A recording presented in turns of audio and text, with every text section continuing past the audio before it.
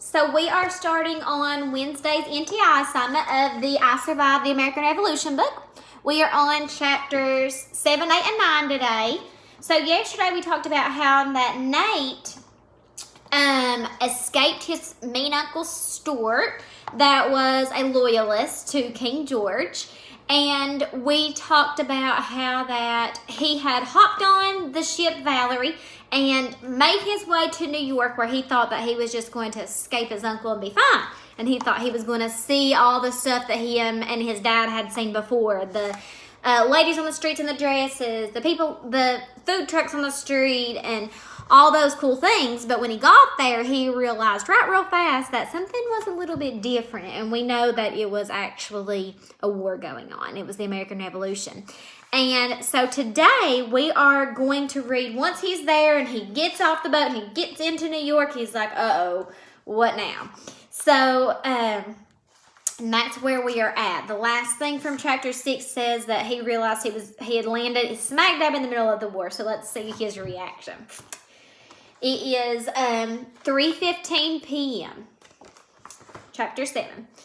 Nate charged back to the waterfront. His best hope was to catch the Valerie back to Connecticut. He figured out what to do when he got there. If he couldn't sneak onto the Valerie like the last time, he'd beg the captain to take him back. He'd offer to scrub the decks, carry out the dead rats, anything. But Nate was too late. He reached the dock just as Valerie was sailing away. He tore down the dock, yelling, "Stop, wait, come back!" But the sailors couldn't hear him. And even if they could, Nate knew the captain wouldn't turn the ship around for some nobody kid. Now what would Nate do? He stared out into the harbor as though the answer might be floating in the water. And that's when he spotted them. 2 enormous sailing ships, and they were coming from the south, and it seemed to be heading right for the city. Nate's heart filled up. Maybe he'd find a job after all on these ships. But as the ships came closer, he realized that they weren't regular sailing ships like Papa's. These were bigger. They rose proudly out of the water, each with 12 sparkling white sails gleaming in the sun. As they turned slightly, Nate saw that both of the ships had square openings along the sides, and poking out of each square was a black muzzle of a cannon. They were like gigantic black serpents peering out from their caves. Flags of England, the British, flapped on the ship's masts. They were British warships. Nate stared with a mix of fear and fascination, like the time that he'd found a scorpion on his hammock. All of his life, he'd been hearing stories about the British Navy. It was the mightiest on earth, with hundreds of warships prowling the seas. If y'all remember, the Navy is like the army on the sea. So the British Navy was really powerful at this time. The greatest British warship of them all were called the Men of War, floating cities that could hold thousands of men among 100 big cannons. Each cannon would blast a 24-pound ball that would streak through the air faster than any person could blink. There was no weapon on earth as powerful as a big cannon. Nate knew it took 5 men to load and fire each one. One ball could punch through a stone fortress wall. It could rip through a line of soldiers. It could turn a house to rubble. It could blow a hole in an enemy warship, dooming it to an underwater grave. But the crew of a big warship didn't just fire off one cannonball at a time. They fired dozens of cannonballs at a time, unleashing a crushing wave of metal balls. A man of war could destroy a city within hours. Nate's blood turned cold as he watched the two warships stream around the southern tip of the city. A crowd of American soldiers had joined Nate on the dock, and they shouted out curses to the British and shook their fists, and then a thundering explosion shook the ground. Kaboom! The explosion rattled Nate's bones and almost sent him leaping into the water in fear. But then he realized that the blast hadn't come from either of the British ships. Across the river in Brooklyn, big puffs of gray smoke rose up from the hilltop. When the curtain of smoke cleared, Nate could see 10 cannons lined up in a row. Kaboom, kaboom, kaboom! They blasted away at the British ships, and then came blasts from somewhere closer on this side of the river. The Americans must have put cannons all around the cities. Soldiers were crowding the docks now. 2 men stood behind Nate, and they screamed out insults to the British. "Putting a little show on for us, you little devils," one jeered. "We'll blast you up to the moon." The American cannons thundered and boomed, and the air was filled with sharp metal stink of gunpowder smoke. Soldiers whooped and cheered after every blast. Kaboom! Kaboom! None of the American cannonballs hit the ships. Each just splashed down harmlessly in the river. But the soldiers didn't seem to care. They roared and taunted, "Sink those cowards!" But Nate noticed that the bigger of the British warships had slowed down. A tongue of flame flicked out from its cannons. Kaboom! An odd sizzling sound filled the sky overhead. Someone screamed, and then crash! A cannonball came down, smashing a house just a few yards from where Nate was standing. The ground shook and shards of wood rained down. A man shouted, "Run!" Chapter 8. Nate took off, joining the stampede of terrified soldiers rushing away from the docks, and he ended up alone in the alley, huddled in the doorway of a stone building. He knew trying to hide was useless. No building would protect him from the force of the cannonball. But he couldn't just stand out on the street. He squeezed himself tighter into the doorway and tried not to think about the gruesome stories Papa's men used to tell about the men who had their heads blown off by cannonballs. What a fool Nate was. He'd never make it out here on his own. He wasn't tough like Slash O'Shea the pirate.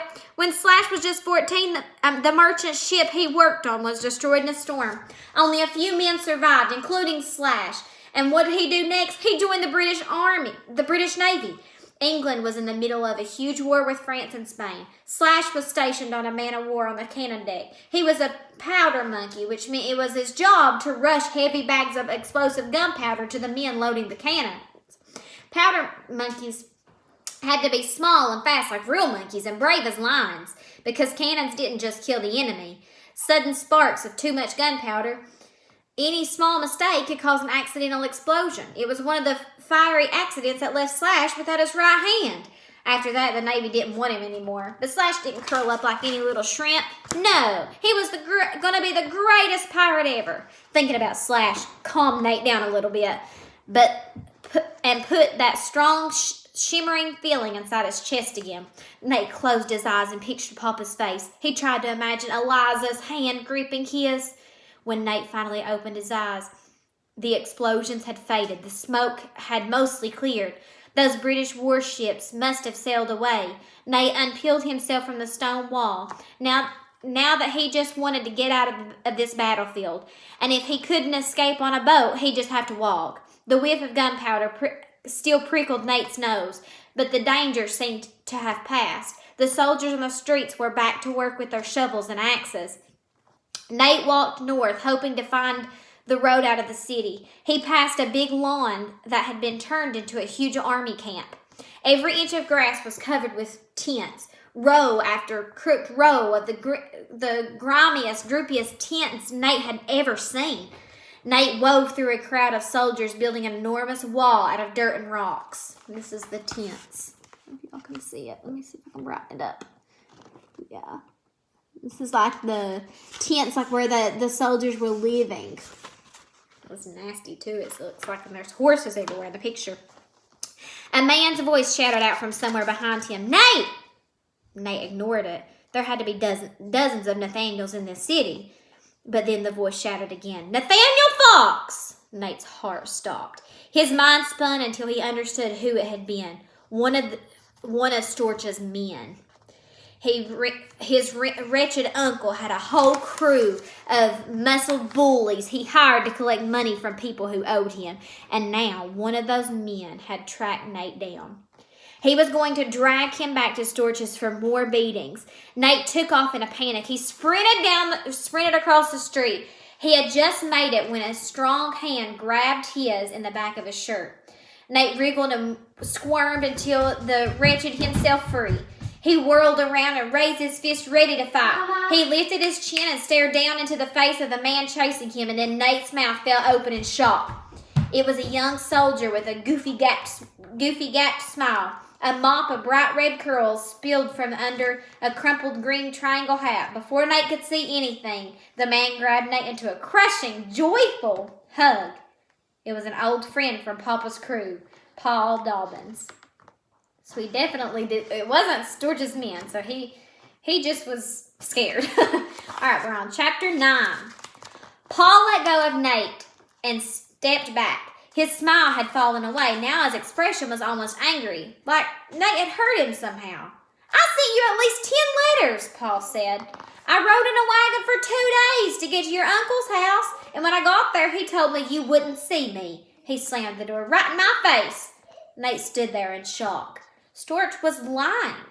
Storch was a lying, evil rat. He'd made Nate believe that his only friend in the whole world had forgotten about him. Tears burned Nate's eyes. "I didn't know," he said, barely choking out the words. Paul looked surprised at first, but his eyes drifted down to Nate's neck, which was still hurt from Storch's strangling attack. Paul's face turned white. "Where did you get these bruises?" he said.